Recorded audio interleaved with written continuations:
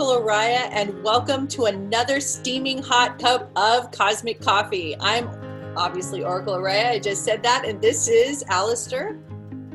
He is from the UK. I am from the US, and I think we're on our 14th episode, I believe.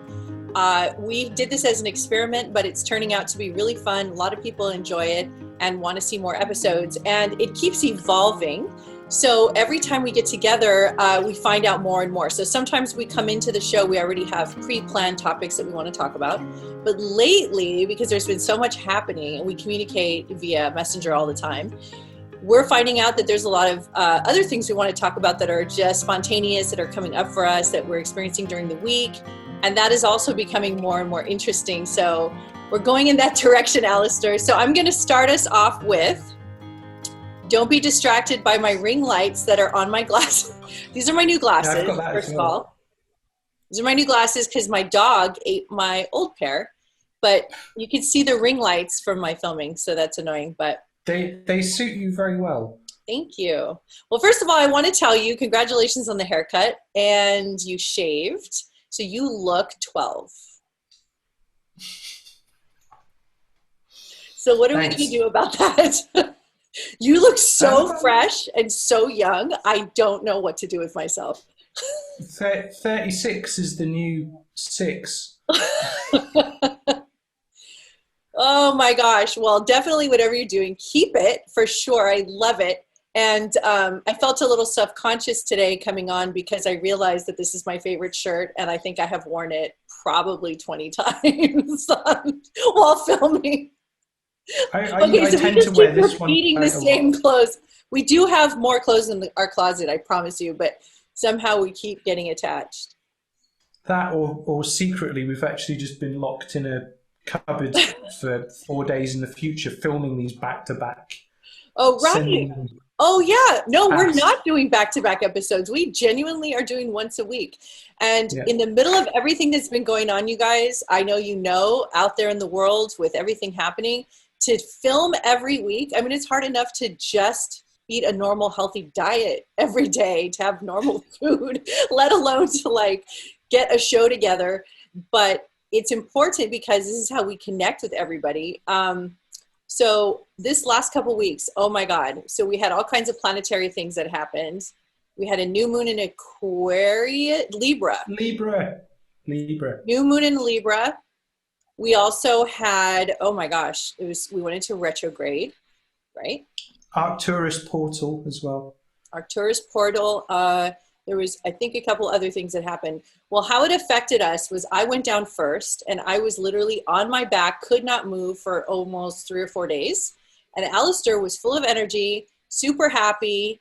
He had his birthday. He felt great. He was texting me. Everything was fine. How are you doing? And I said, well, I'm basically paralyzed. Can't move.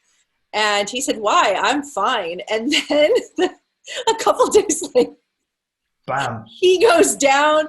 Actually, it's this way, right? Okay, so he goes down completely, right? Laid out, same thing. And then now I'm full of energy and I'm up and I'm going.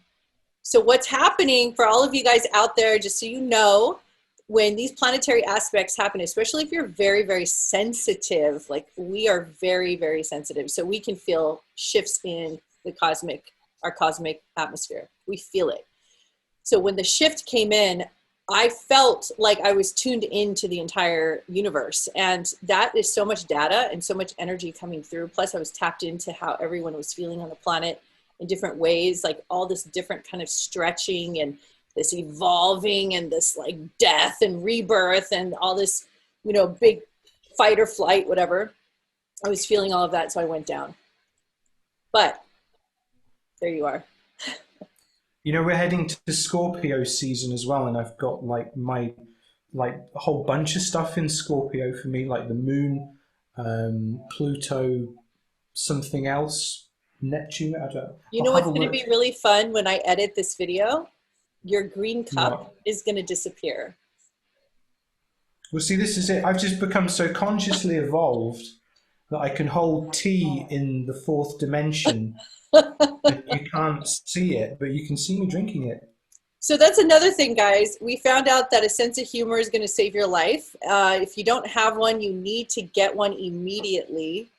We'll try to direct you in how you can quickly go get a sense of humor. If you do not have one right now, I have noticed, like for instance, I posted a picture last night on Facebook of myself as a hybrid. I just made an image in my graphics program. I was just bored and I did something fun because I'm an artist. And I put it out, and then I shared it with a bunch of groups, and everybody responded and went crazy and loved it and want one for themselves. And a couple people got really mad at me. And they said, Why did they get mad? you know, they got mad. They said, I mean, how could you get mad, right? It's an artist rendering of a hybrid. Having some fun. Right. So here's what they said. How dare you? Of course. How, everything starts off with that. How dare you do a depiction of a hybrid when this is a very serious issue on the planet? It's a really big deal. It's no laughing matter. Do you know what happens with mutilations and abductions, etc.? How dare you make light of it? And then I responded, everything in this cosmic universe, everything in this world that we experience is very serious and very real and intense. And if you don't have a sense of humor, you're not going to make it. So go get one. Go get a sense of humor. You have to. And Alistair and I talk on Messenger. Our talks are very like 5% factual information that needs to be said to each other, and the rest, sarcasm. Yeah. Lots of Stupid Jedi shit. quotes. We're always, we have some obsession with the 70s and 80s, right? Well, this is it. You know, I think that, you know, with the, because we were talking about channeling the other day in private message, and you know, like this has been happening for me a bit more recently, and for me, it's just like, you know, I always thought it would be some kind of reverential, no, let's go to the Temple of Light and we'll sit there and we'll all be wonderful. But it's like, no, it's like we're in an episode of Bill and Ted. Yeah. Just hanging out in some, you know, bungalow in like the Bay Area in like 1988, like passing the beers around, chatting about shit. You know, this is like everybody's taking everything so serious. At some point, people are going to start just cracking. That's what happens. And you know, you have people with a lot of life experience and intelligence behind things. You're going to really go and scrutinize and really try to see connect the dots and really try to understand why everything is happening the way it is. And after a while, you're just going to go, this is a joke. Yeah. I mean, it's just 1,000 ways to explain one thing. Everyone has an opinion. Everyone's going to tell you how to do it. Right? So personally, I just go for the one who's having the most fun. Whoever's having the most fun, I'll be in the front row right there watching. Yeah. Yeah. I mean, who wants to be inundated with more seriousness? I mean, it's bad enough when you're serious in your own being, and it's hard to be in your own contained environment inside of yourself. But you launched your program, didn't you? Your life coaching? Yeah, that's it. I've been coaching people the past few weeks. We've been focusing on belief clearing and kind of turning the ground so you can grow better stuff in the garden. Now you've officially transferred over. Your whole life now has turned into being a professional wisdom teacher at this point. Pretty much. And it was an integration process, right? Sorry? It was an integration process. Yeah, it's I've been talking about this particular aspect of it with a few people. A couple of them are in the group, a couple of them are not. But we were kind of talking about the idea of free will and how it gets to a point you don't really have free will anymore, but you kind of work up to that point of refining what it is you're doing so much. It's your passion, you believe it, you live and die it, and then suddenly you become the glove for the cosmic hand that wears you, and then you do as is instructed, you know. So this is just a glove now for the higher self coming through and everything that has access to. You know what I've been working on? I've been working on all year is alchemy. So I've been working on in connecting with other people in our own alchemic reactions, our reactionary mind and our reactionary being. So including myself, and that includes triggers. I get triggered, they get triggered. And that includes, I would like to make a difference in someone's life. How can I do that without being controlling or manipulative or argumentative or forceful? How can I encourage or inspire or enlighten others to be more whatever, fill in the blanks, in front of me or with me? How do I do that? And so talk about chemistry, talk about alchemy. I've had to take such a massive like chemistry class this year during quarantine, because I've been working on the last episode. I talked about my marriage and working on my relationship. And so what I've discovered is I'm really understanding that, if you look at it from a God perspective, so let's say we're God, and we are, but like we created everything from wherever. And, I can't talk more than that because I don't know what happens there. But I mean, I'm not qualified. Okay. But what happens if you control everything, it's not as fun.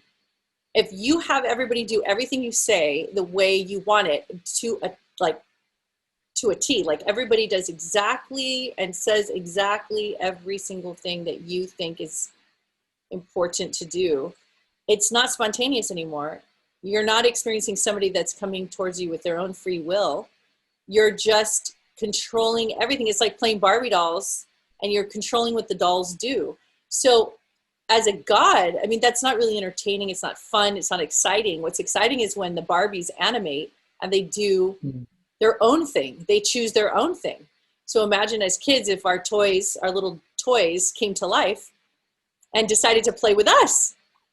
That would be so rad, right? We would have a lot of fun with that. So what I'm gathering, what I'm getting as being in my God creative self this year is that if I want to play like the way I want to play with people around me, it's how I ignite and inspire their alchemic reactions towards me or just in general in their life. So like you're doing a portion of that by going to the belief system, the core beliefs. So this is where you start the whole process of unlocking frameworks and patterns so people can become free, right? So then what happens is they become free, but then you still got to live with them and still co-create and still have partnerships and do things. And then you find that they're not doing what you want them to do, or they're not acting how you want them to act, even though that they're awakened, even though they're refined, even though they're advanced. They're still, it feels like I'm not having the kind of fun I want to be having. So I wanted to be more influential in my relationships. So I wanted to inspire, like the most inspiring people in the world, like our icons and our heroes, the people who really ignite and inspire people into action, whether they're musicians or leaders or whatever they are. I want to do that in the micro, in my relationships with the people in my life. I wanted to inspire people at that level so I could feel like they're having fun with me in the way I would like to have fun with them. It's so tricky. It's so tricky. So that's been my whole study this year. It's been learning. I mean, it has been like, chemistry is hard. It's a hard class to take. But if you love it, it's not hard. It's that first quote in Breaking Bad, chemistry is the study of change. And I always thought that was great. That's really good. It's very simply, and then like if we're conducting a science experiment, there's always that point where you stand back and you let the elements do, and then you can introduce a new element into the situation and it maybe sends it that way, or add, change the balance the other way to bring it back. And I think like what, from what you're saying about like how the reality is functioning, and if it was just all pre-planned and all predetermined to happen in exactly a certain way, it wouldn't be life. It would be automatic. It would be because robotic. It's so predictable, right? It becomes this predictable outcome, predictable. Every day you know what that person's going to do, what they're going to say, how they're going to say it. I mean, that's the patterns that we're trying to break out of. And that's where people get stagnant. The thing that really changed stuff for me was about 5, 6 years ago, getting into J.G. Bennett and Gurdjieff, and they talking about how humanity is living in waking sleep and Mm. everything's just done automatic. And for me, it was a bit like, kind of, I was sort of pretty bored with things at the time. And I thought, oh, well, what if I'm in waking sleep? And it's taken me 6 years of study and experimentation and success and falling completely on my ass in the mud and everything else in between to really kind of pinpoint. And I know even now, there's still certain things that put me back in that state of the waking sleep. And if I can help other people get out of that. I don't like the term wake up because that's become so loaded now. That's a good You know, point. but think about it. If you were staying at my house and it was time to wake up in the morning, I would like you to wake up either on your own, of your own doing, at the time you have set, or maybe we're cooking breakfast in the kitchen and the smell comes up and you're like, ooh, what's that? That smells good. I'm going to check that out. I'm not going to burst into the room with all of the pots and pans going, ah, it's time to wake up. Look at this, which is in 2020. It seems that when someone says, oh, you've got to wake up to what's going on in the world, it's as if they've come into your room at 6:30 in the morning with a frying pan and a skunk that they're going to spray in your face. It's really it's a off-putting. bit much. It's off-putting. And then the people who are trying to wake up, I mean, that's not a very nice welcome committee. It's not the person you want to say good morning to. That's a person waking you up saying their house is on fire. And the thing is, they really do believe that. And to whatever extent they can feel the house is on fire. But if you go back in history, we've had many of these awakenings and many cycles and seasons like this. So this is just one of many cycles of big awakenings in civilization. So you had it in Kemet, you had it in modern Egypt, and then you had it in the Roman Empire, you had it in every religion, then you had it in I've been studying the Vikings, which of course I'm super obsessed. And the thing is, I'm learning that even though the Danes came in and they did everything they did and they took over and, they fought with Wessex and they fought with England and all that. And I get it. But the thing is, they died out. The Saxons remained. England was still formed without the Vikings. The Vikings had to give in. So talk about an awakening. They had a huge awakening that their ways had to change. They would have to now be more, aligned with the king and the monastery and do it that way. So that was their big awakening. It's just breathing, isn't it? That's society and civilization breathing at that point. And it's, hopefully as time goes on, we become less savage, but then we're talking about the external world. In the internal world, there's still many of these hangovers from these eras and things that we need to address. And there's so much inequality in the world in many different aspects that hopefully we can have those conversations that don't resort to people arguing with each other and finding a center point to work from. And, you're not going to get that with banging the pots and pans. You might get it with the nice smell of coffee coming up the stairs and some eggs and bacon or whatever it is you want to eat. Well, that definitely gets people's attention far more than... Because they're more concerned about why you're being so aggressive or violent, right? I mean, they're just always wanting to know, like, why are you yelling? Why is this so important? I deal with this in my own personal life. If I get too animated or too loud or too wild, it becomes more about that than what I'm saying. Yeah. Well, it's interesting that you say that because I've been taking my Ho'oponopono exam this week. Oh, right. And doing the trainings, and they talk about having 100% ownership of everything that happens in our lives. And it's like you say, then it's reminded me of times in my youth where I've maybe got mad, like really mad, and this has been like the culmination of something over weeks, and then I end up like throwing the TV remote at the wall and storming out of the room. Gosh. And then that becomes the thing that's important, and the things that were going on inside me that I was unaware enough to articulate and express have just all just gets lost, and then it still goes into the soup. It becomes a brick in the wall somewhere that I have to deal with a lot later, you know. And I think that I don't know, man. I think Ho'oponopono, we can heal the world with that shit, you know. True. But through all of us taking ownership, 100% ownership of everything, and we just clean away, you know. I mean, really, that's what it is. It's about cleaning. Like, take your little brush, a little scrub brush, and you go in and you're cleaning the little bones and you're going inside and you're not missing a spot. And I think that's what we're all doing, at least the ones like us who are seekers or who want to have a better experience.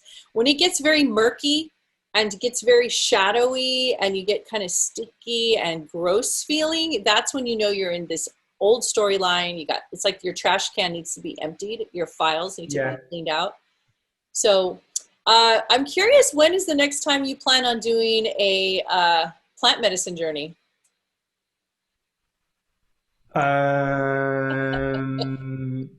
Well, okay.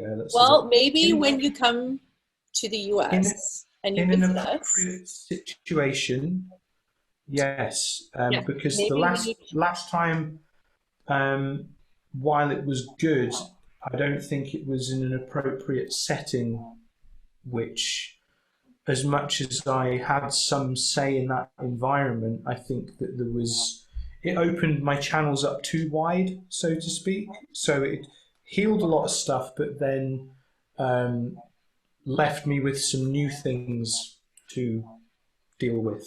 So not really like negative. I think just some attachment that When do you formed. think when do you think you and Emma can come out? You think in the spring? Well, hopefully soon. You know, That would be great.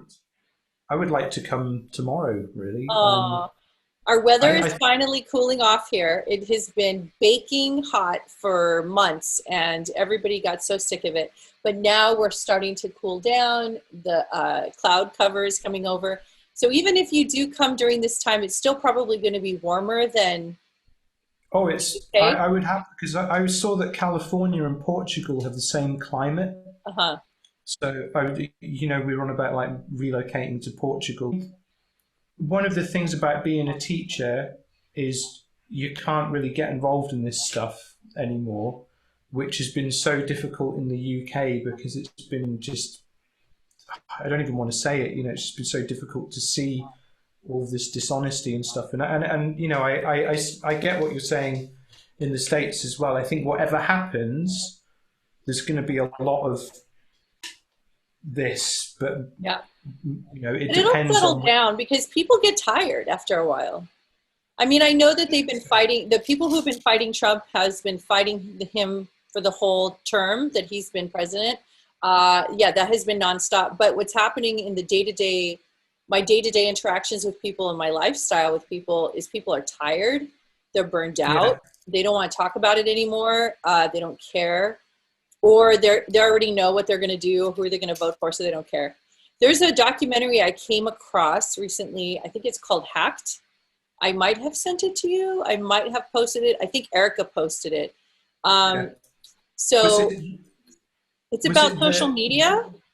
yeah, on Netflix? Was it Yes, it was about the how hack or something? in the Obama administration, they were the first president, the first, campaign to use social media.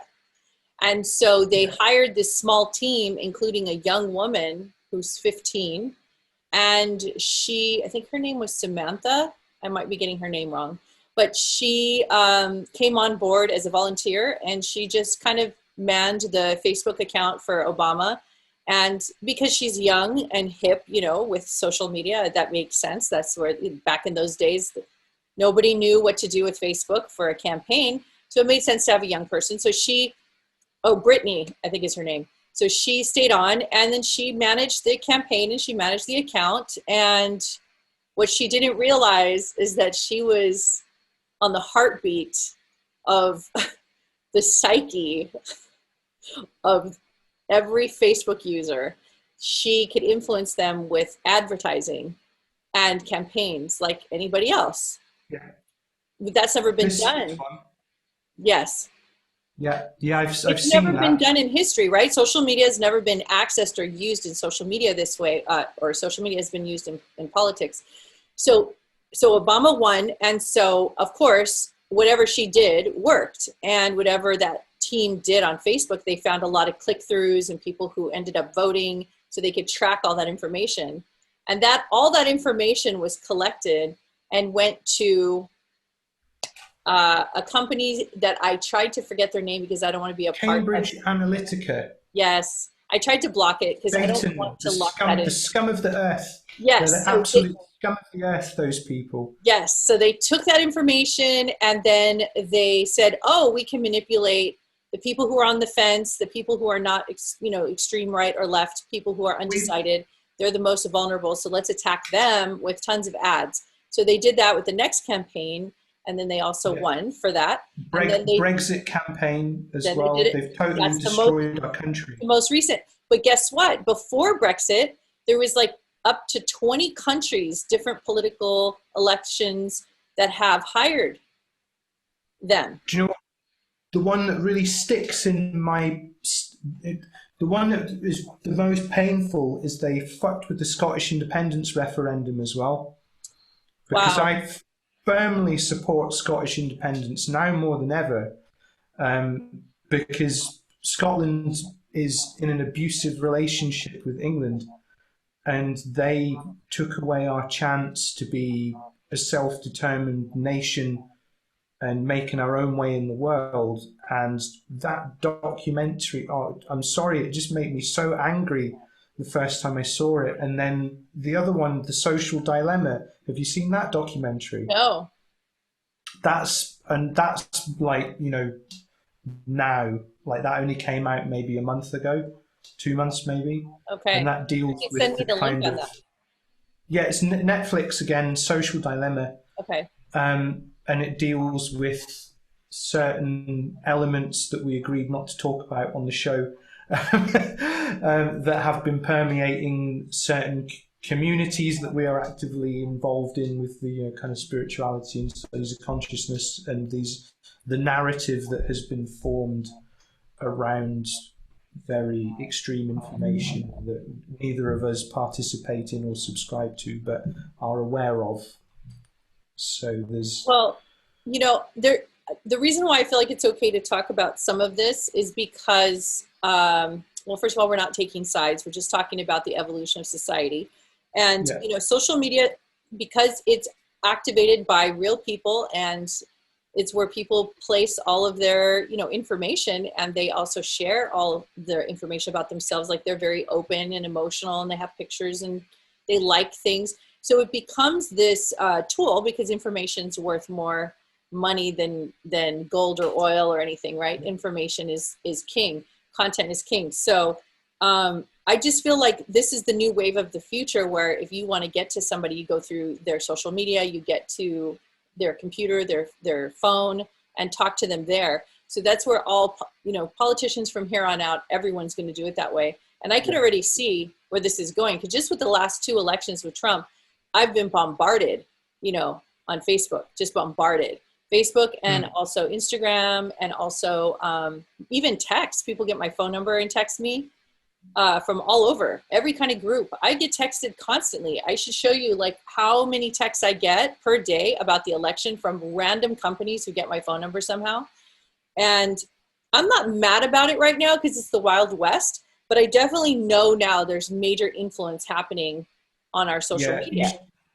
You guys should watch The Social Dilemma, because they break, because you've got people who used to work for Facebook, Twitter, Instagram, Google, all of these companies that have since left and are now doing new companies that are trying to change the way that the internet is Mm, engaged with. But they talk about how the manipulation of the news feed to keep you engaged and scrolling, and the certain things that they show you, and how the AI will profile you and right. build up this kind of personality profile based Yes. on And your how they're usage. I think I heard about this documentary. Is this the one where it talks about how they're influencing the way people think, even Yeah, outside of social media? that's it. Because basically I'm paraphrasing, but it was something like when you're not selling anything, the user is the product. So they see us as the product. And the goal is to essentially shift opinion one way or another way. So you see it on the right wing, you see it on the left wing, that they're trying to have these narratives going. And there's something called the Overton window, which is like the window of acceptable discourse between the two sides, so you can actually have a dialogue with each other. And the danger now is that the Overton window on each side, so there's an Overton window for the right wing, there's an Overton window for the left wing of what they feel is acceptable discussion that you can engage with each other on. Those windows are being closed, so we can't talk to each other anymore. We're in echo chambers. We can connect with people and we can unfollow them because they don't share things that we agree with. Whereas surely there is an honorability in being, conservative, liberal, Democrat, socialist, all of you talking with each other for the common good, not saying your opinions are trash, you're wrong, your opinions are trash, you're wrong, because then the whole society starts to break apart. And then that's how we end up with wars and totalitarianism. And well, I think what's going to happen in this system is it's going to go towards a parliament type of system, because this presidential one man at the top dynamic is not working. First of all, we can't get a woman in there to save our life. And at the same time, it's too much information, too much power for one person. And especially the president of the United States is not really the one in power, as we all know. But it's like we give him so much power and we say that he's the one that has all the power. So I think it's going to phase out because it's really ineffective and it's obviously not working. We need more of a community type, tribal or parliamental, I guess you would say. Am I saying it right? yeah. Kind of strategy where it's group dynamic, everything is voted upon. I think that system works still to this day. And that's how they did in the tribal times anyway. Yeah, and like in the European Union, the presidency rotates every year, so it's a different country holds the premiership every year. So there's no. I'm not saying the European Union is perfect; it's got many flaws and problems, but I'm a child of that era, and I admire it for some of the reasons. The freedom of movement and the collaboration are so important, I think, for society going forward. But if we look at what's happening in our respective countries, it's like we're going, rejecting progress and going backwards. And all that's going to happen is we're going to get left behind. I'm not insulting our history or anything. I'm just concerned that through this kind of romanticizing about a past time that didn't really exist because we're looking at perceptions, that we're in danger of getting so introspective that the advances that we need to make as a society on a global level and then a national level, then a regional level, all of that might pass us by. Right. Because we're wedded to these old systems. And I hope that things change because, again, like when we talk about the kind of folks who lean into the kind of more radical views, they seem to think that someone's going to press a big red button and everything's just going to flip around and be different. Exactly. Yeah, that's very strange thinking. It's very much, it's the Messiah complex. Yeah, it is the Messiah complex. Believing that something's going to come down from the clouds, people believing that like aliens are going to beam us all off the planet is bullshit. But if you look at the news, like I use Reddit, and what I have set up is I have a multi-Reddit feed there's as many different news subreddits and regional, national groups that are sharing news relevant to that area. So I can have a feed that is not biased. Okay, it's not going to be extreme right, it's not going to be extreme left, but I want to get a picture of what's going on. And you'll see things like the courts in Germany are taking action against the firm implicated in the Panama Papers. And the Panama Papers, like, that could have been something that could have really upended society and the kind of the corporate influence and things. And nothing happened. Nothing. It was what, 2013 that came out, and then now 2020, there's legal action coming against them. You're now seeing like Google and Facebook are being done for antitrust laws in the US, and Right. certain other countries. I was just going to talk about the censorship of Facebook. Do you find it fascinating? Can we go there in just a second? Yes. Is that okay? Yes. Because I just wanted to just finish that thread in that if people are looking for a shift, if people are looking for the red button, because we are all essentially alive in our avatars for the blink of an eye, look for these little news stories, and that's where you see the change. For example, Barbados removing the Queen as the head of state. That's a big deal. But it's we say as wisdom teachers that the universe speaks in whispers. So how are we going to hear it if we're not listening? Right. You know, and these things are the whispers of change that are so fundamental that we'll get to where people believe that we're going to be going in that quick pace. But when really we're judging this against a few hundred, if maybe even 1,000, 2,000 years of society, it's not going to happen overnight. It's going to happen in like 10, 20, 30 years of constant change. I agree. I think that's a very good number. I see 20 to 30 years where we'll have a full system reboot. It's going to start now, and then it's going to continue. But before it's a full cycle through, like if you're turning the soil over, it's going to take about 30 years for it to fully implement and fully have a new society for the whole world in every culture, a new way of speaking, of listening, of communicating, of making decisions, of leadership, of education, which education needs a 100% overhaul. And if I can talk about education, I will lose my mind right now. We have to talk about it. We have to talk about it. You want to talk about censorship of Facebook first? I'd rather talk about this first. Okay, let's go back to censorship in a bit, if we do. Because let me tell you, this is a big one for me, because I have 5 kids, and I've been through, even through secondary, college with my oldest, and okay, so in a nutshell, I'm just going to tell you how I handle it with my own children. What I say to them is this: you're learning how to learn. There's some valuable information. Take that information that you need and discard the rest. Now, my dad used to tell me the same thing back in the 70s and 80s, and I didn't know what he was talking about, because everybody back then was very big supporters of our public education system and, some private schools. But so anyway, I have instilled in them to make sure that they understand education, going to school, is this much of your life. And the way they're doing it now through this 1960s, 1940s kind of military reward and punishment system, where you've got that there as well. Oh yeah, you're up at the crack of dawn like a laborer, and you are sitting in desks in rows. Like, what is this? Some communist regime? Like, why are we not on the floor in pillows, sitting around in circles?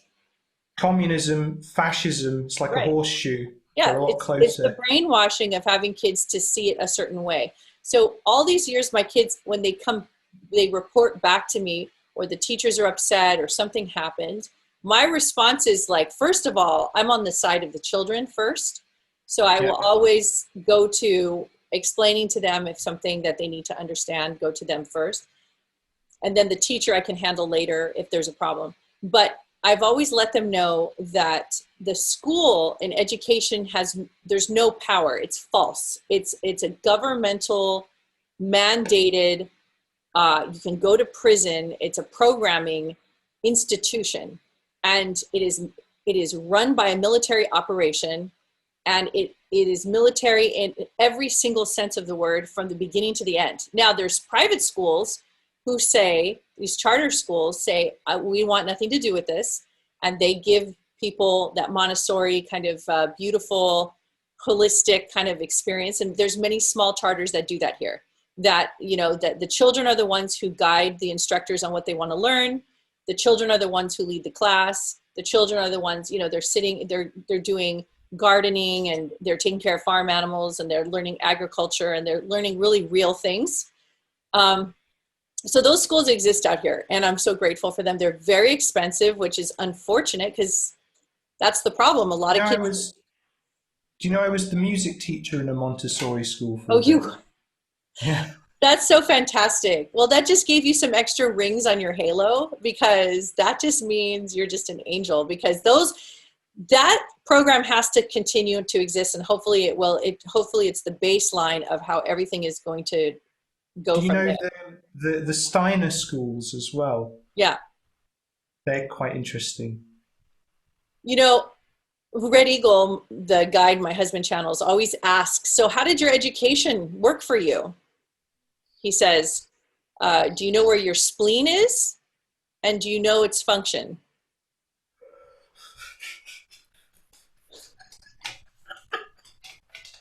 That's just like, I That's just mean, one of many questions he asks. And everyone is dumbfounded in silence because no one can answer the question. So we're not teaching our children the proper things that we need to learn in school. But it's really about the etiquette. The etiquette is very, very faulty and very old school. So that's the part where I have educated my children the most is how to handle teachers and administration in a civil way because you're a civil person. But do not subscribe to this mandated behavior. So when they're making you feel bad because they gave you too much homework and you're supposed to get it done by tomorrow and it's on a history assignment on a country that is not being, they're not even a true history story. It's not even real history. So you have to write this big thing. And then the teacher comes down so hard to make sure the students do it. And it gives the wrong impression to the student. The student thinks something's very, very wrong. If they don't do this correctly, they think there's a faulty characteristic in their personality. Something's wrong with them because the teacher's so upset they didn't do it right. First of all, the grading system's ridiculous. There shouldn't be a grading system. So I tell my kids all the time, don't worry about it. If you have a problem, either don't do your homework, I'll talk to the teacher, I'll do the homework for you, whatever it takes, don't stress about it at all. This is this much of your life. Do not worry about it. That direction, I can see that. But most people are launching into being an entrepreneur anyway. People are dropping out of school. I mean, people are starting to realize what's happening. These are companies, these are organizations that just, they need their bills paid just like any other organization. And the hype of getting certified or getting a degree or whatever in certain areas, what's the percentage of people that are not using their degrees? Can I join in? Yeah, Well, you can one take here, over because this is never ending for me. I've got I've got a music degree and now I'm Yes, working as a that's coach. working. Well, look, you're bringing Uh, art and culture. You're bringing music. well, this is the thing for our viewers, because I know that you know this. I am a qualified teacher and I've worked all across the education system in the UK from 2007 to 2018. And the change, I was very privileged to work with a generation in that when I graduated, I started off as a guitar teacher. So, come around to the house after school, half an hour lesson, blah, blah, blah. And usually like how I would teach is I have a clear, a background check and stuff anyway, because you need that. But the parents would usually bring the kids and they maybe have a younger sibling and it'd always be, oh, be quiet. And the parent would shove the iPhone. A few years later, it would be the iPad, shove it into the kid's face. They're sat there. And then after a year or two, I'm then teaching these kids in the primary school at the lunchtime. I'm also teaching kids at secondary school in the lunchtime during the day after school. And I see that the attention span is going like this. I see that the parental not everyone's going to have a mum like you. Not everyone's lucky.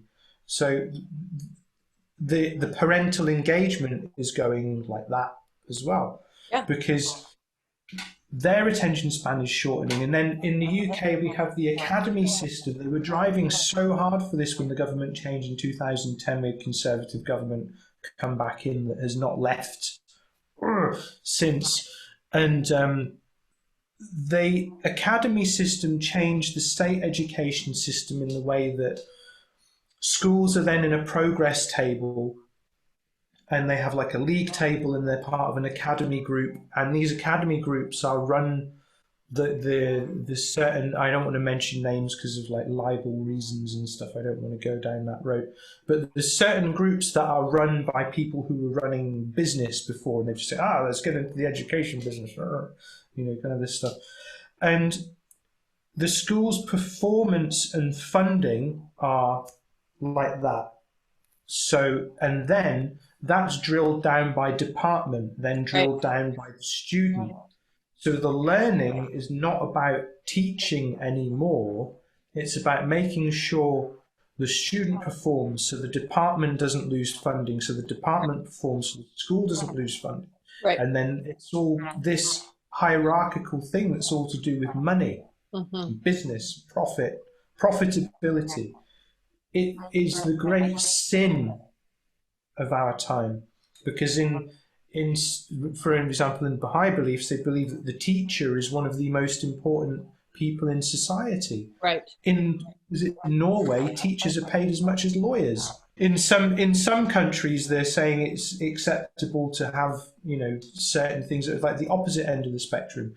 And then I find myself working as an education manager in a vocational college. So people that wanted to be professional musicians. I went through a course myself like this when I was studying, and that was my goal. This was my dream. I'm going to do that. And I got there, and the dream sucked because suddenly it was about, we're taking on students that are struggling in English and maths. I'm like, okay, why is that? Just out of curiosity, so I could maybe like hone the lessons a bit better. It's because we get £5,000 per student for their English, £5,000 per student for their maths. They get extra money, and these kids don't want to learn English and maths. They want to learn how to be a musician. They want to learn how to articulate their art. They want to understand. And then when I moved down to London, this is my 4 years anniversary of moving to London yesterday. Oh, wow. I took a job as a temp teacher in an academy school that was failing. They literally just gave me the job 6 days after I moved here. I had no plan. It's like, thank you, universe. It was a great experience because I saw that this failing school was trying to be turned around as business model. And the kids were having so many issues with mental health. There was lots of racial profiling going on. There was the anxiety was through the roof. The old teachers who were kind of actually wanted to help the kids were getting forced out left, right, centre, being replaced with agency staff. And then there was one guy who kind of rose up the ranks, who was, my boss initially. He was all right, but I think his ambitions, I think maybe he was in the wrong industry. He just wanted to have some authority and measure of success. The next thing you know, we come back after the Christmas holiday. The kids are all lining up in the playground after each break. There's this silence. Everything is like military discipline, like you say. And to me, it's the exact opposite of what all of this should be. And there was that Facebook post the other day, we both commented on it, about education. And I firmly believe that we need to lean into the 11 different types of intelligence, structure the curriculum around that. 1/3 of their time should be like learning how to read and write, how to do numeracy, maybe maybe we should all speak Spanish as well, because it's the most commonly spoken second language. Like mandatory. Exactly. Let's learn to communicate with each other better. And then I think it's in Finland or Denmark, at the age of 14, all of the lessons shift to real world examples. So everything is real world. It's not, classes. You're not sat there behind a desk. You're out there doing stuff.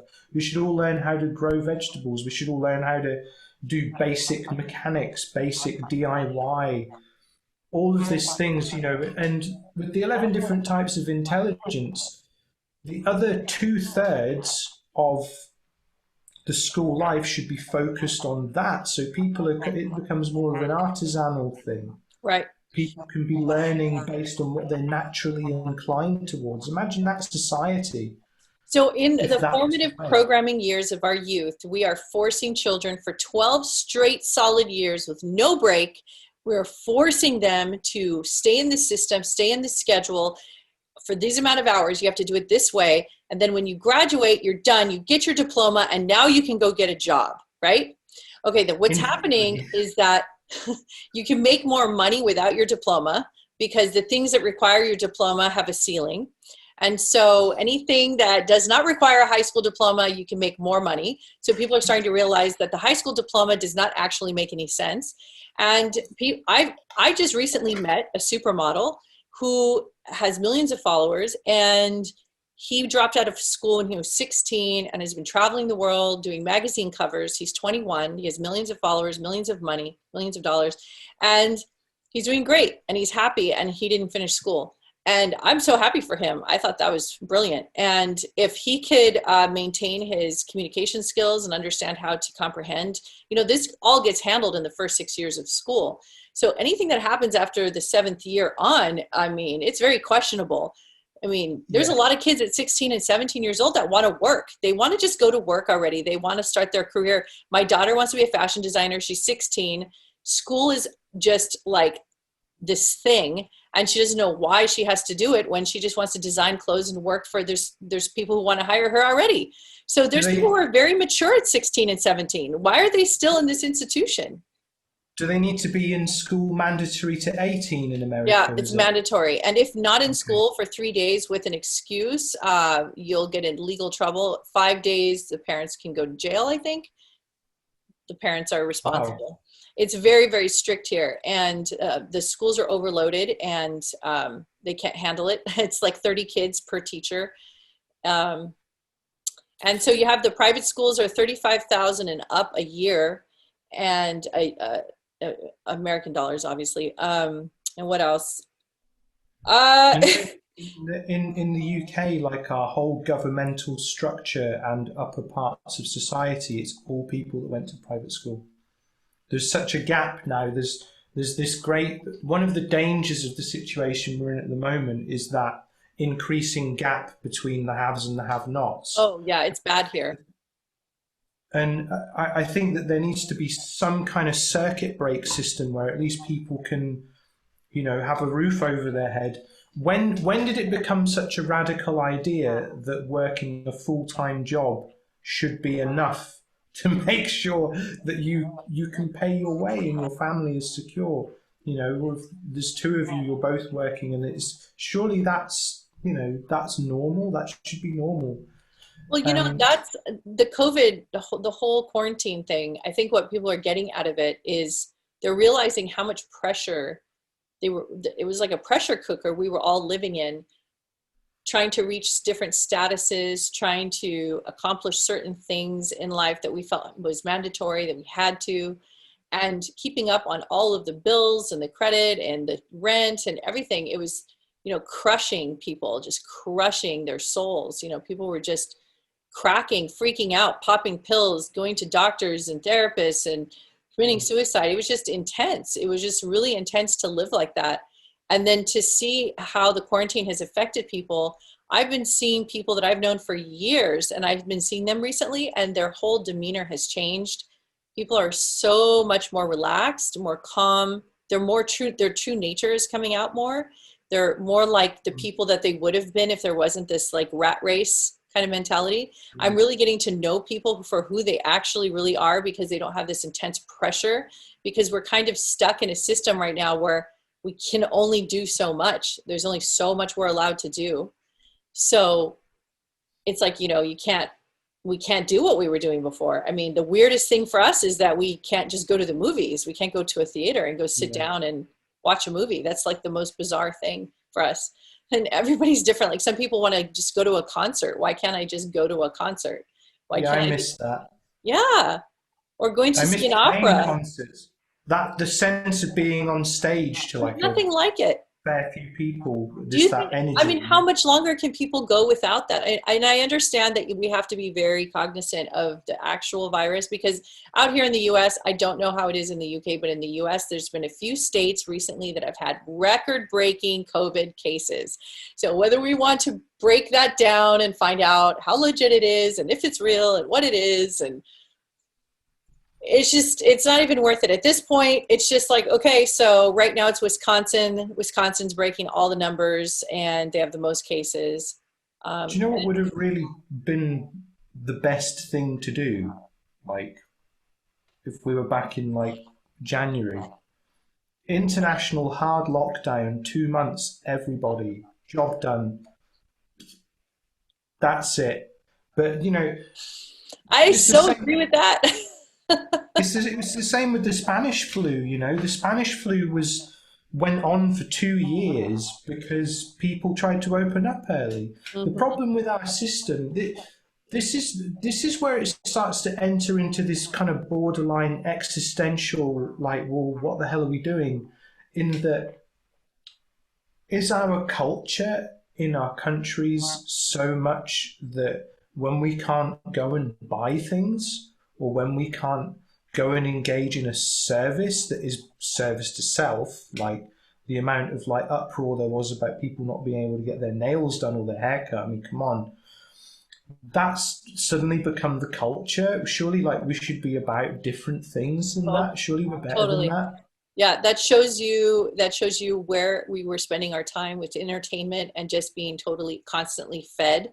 I was going to tell you this really crazy thing, and what a show, by the way. We went into directions we didn't even expect, and I know we're coming to a close pretty soon. But I just wanted to tell you, when we were in the grocery store the other day, Erica and I noticed this really weird thing. So we have our masks on. The store is kind of small, it's a grocery store. And we are all with our shopping carts in these small aisles, and everyone's trying to do things and get around each other. And I was saying to myself, wow, we're really close to each other in here. And there's no real, like, no, you can't come in. I mean, some stores still do that. You have to wait in line. But most, I mean, everyone was just walking in. So I'm squeezing up against people, trying to get by with my cart. Then I get to the register and there's plexiglass. And the guy says, you have to stand 6 feet over there. You can't approach the counter this way when the guy's bagging. So all of a sudden we need 6 feet. But I just came from back there. We Everyone's were like so this. tight. So what's going on? It's just bizarre.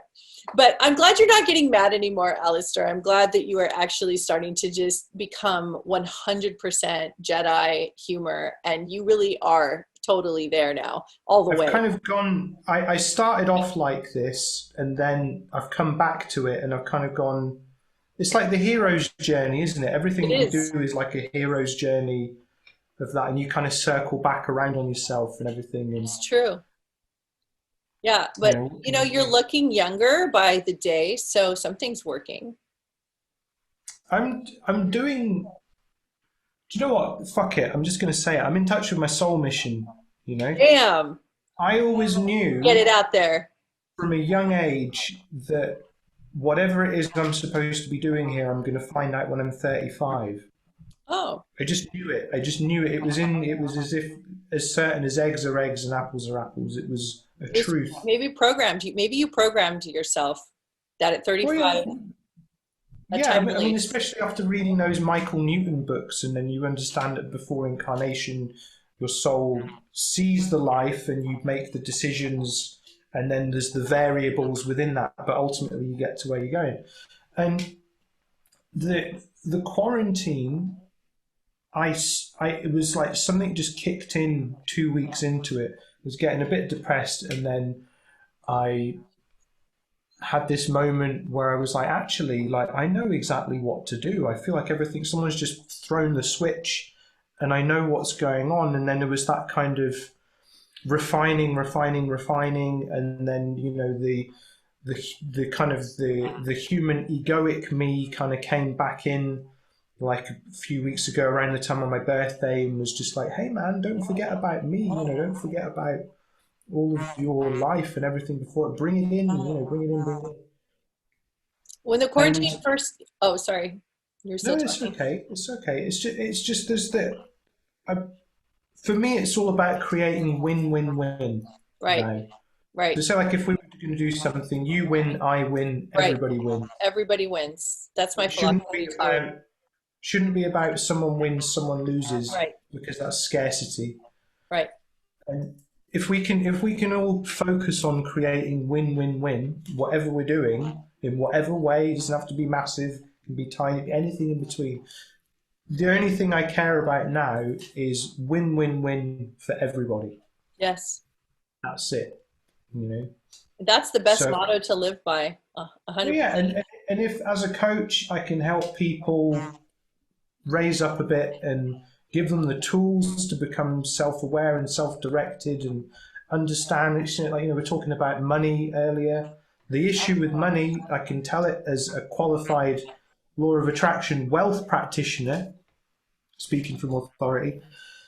The problem is we focus on the money, we don't focus on what it creates around that. Right. We don't focus on what abundance is. We don't focus on what the win-win-win is. We don't focus on the feedback loop. So as a result, we're focusing on the petrol to go in the car rather than where we're going to drive the car once it's full up. Right. And obviously money is energy. So we're just moving. We're moving chess pieces around the board. The form of energy. So why deny yourself energy? The best advice I can give anyone is say yes, that you love money, you want money, and you need money in your life. If you don't say that, you're blocking yourself. And if you don't find freedom in that statement, then you have whatever archaic, old school, shame, religious belief systems, which is fine, but it's not going to serve you in the end. So if you allow yourself to say, yes, I deserve it, I want it, I like it, I need it. There's nothing wrong with that. We've been shamed to death as a society and held prisoner in our own domain that we're not allowed to have or want. So the haves, the ones who know how to have, they have, and the ones who are in poverty consciousness and they're not allowed to have, because that's, you know, they need to be humble and they're not allowed to have things, etc. So then they suffer and they give the wrong information to the people that they are raising. So then those people become adults and this cycle continues. And that's why we have the poor and the rich. Some people say, well, it's oppression. And to a certain degree, yes, there's oppression. And women can say we're oppressed. People of color can say they're oppressed, and that's going to deter how we're going to make money. But innovation comes from things like that. So when there's that kind of pressure cooker, we always find ways and rise. And so when you press something together, okay. Think and Grow Rich, everyone, because this explains. I've read that so many times. Yeah, well, you know, I've read it like 5 times. I'm not talking to you right now. I'm talking to whoever's watching this. This explains very clearly how it works as energy and how we can engage with that. And then the other thing, final thing I want to say, Oriah, within 3 years, millionaires, both of us, we're going to Hawaii with all our friends and family. I actually have it under 2 years. I've been working on becoming a millionaire for I've been working on it for a few years, and finally I see the track, and I'm on the track, and Riz sees the track, and he's on the track, and we're going, oh, this is the track. So we are going full steam ahead, engines revving and tires screeching, and we are zooming down this course. My target date is also in about 2 years, 4 months. Yeah, 2 years I'm giving myself 2 years as like it should be completely done and all handled. But the activation has begun. So what's happening is now all the fruit of the labor is going to start coming in this next year. The next 6 months to 12 months is going to start coming in. And that had a lot to do with our mindset of yes to everything, wanting more, and stop this beating up on ourselves that we did it wrong, that we can't have it, or we didn't have it, or why didn't we have it already, or we should have already gotten this by now. That kind of mentality, that will kill you. So to clear that and to be fresh and new every day and be in the present moment and create from nothing and create from freshness, that takes guts. You have to be cosmic traveler. And, you know, the more experiences you have, the better you will be able to direct the flow of that energy when it comes in. The better, because, you know, essentially with material riches, the things that we can create, we have to be an appropriate custodian for them. And like you say, it's all in the mindset. Right. And that's not news to you and I, but to Mhm. maybe people watching, there's maybe something to chew on. Yeah, and it's all energy, it's flow of energy. Anytime you stop energy from flowing, you'll feel it because you'll feel like the bottleneck.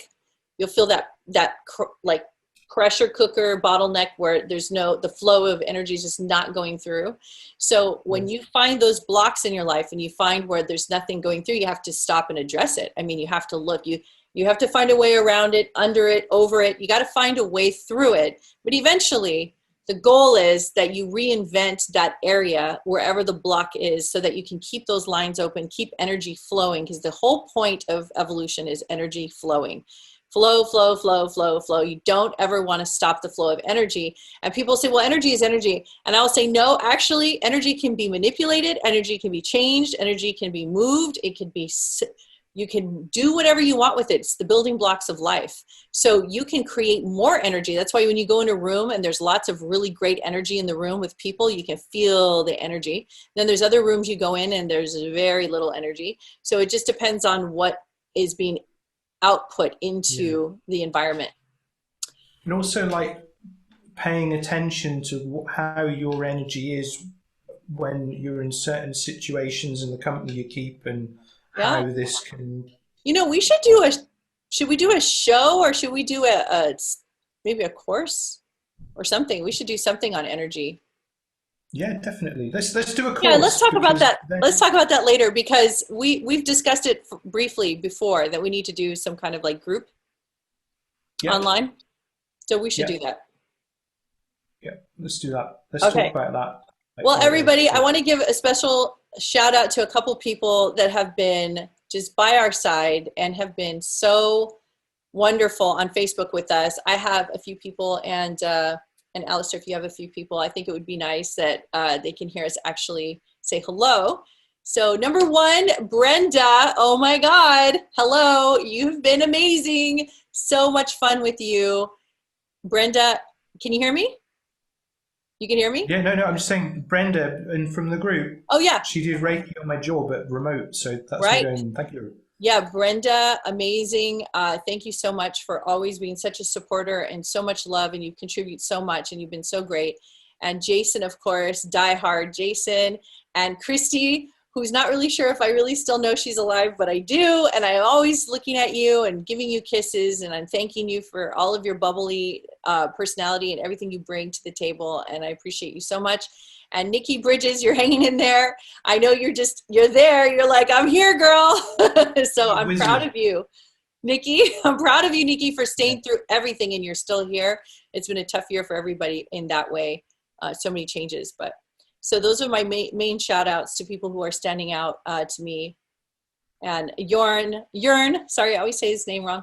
Yearn, and also Larry, I forget his last name. Shoot. Larry. I forget. He's in Germany, but I give a shout out to him too. So he has him and his twin flame. Okay, so do you have some shout outs you want to give? I'm just going to say shout out to everyone. Everyone. Okay. Well, Shout out. I want to give special love to the people who have made it a point to be connected to us and really share Yeah. themselves and always be All right. supportive. For me, then that would be Esther Commons, who we do a lot of work and discussion together. She's a fascinating individual, knows her shit. You should speak to her. Okay. Natalia, who is one of my dear friends in London. Mariana, Tiago and Johnny, Portugal, Anna, Portugal, Marcio, these guys, they run Oh, the arts. The Sharada. arts. I forgot to say. Hmm? Go ahead. Um, and yeah, there's so many people. There's so many people that the roots of our trees touch each other, and we draw nourishment and inspiration from each other. That if I was going to name them all, I would be here all And there's night. so many more, of course. There's so many names I'm not mentioning, but everybody, we feel you. That's the whole point is we feel you. We feel you like you're sitting right next to us. And hopefully we come across that way to you too. And hopefully we've been like a little navigation tour guides for you guys during this quarantine, and that's how this show was born. So I hope we keep you entertained. And if there's anything else you want us to discuss or talk about, there's nothing we will not talk about. So I'd anyway, like to do a show where maybe we put it out on the group. Could do it today, where we discuss stuff that people put to us, okay. completely like Yeah, just what questions or people ask. topics. And we pull Yeah, things from the Facebook group. We read and we'll exactly. talk about things. Okay, sounds great. Well, everybody, thank you so much. We love you, and namaste. Have a great rest of the day or night. See you next week. Stay excellent and Okay, expect bye. good shit. See you later.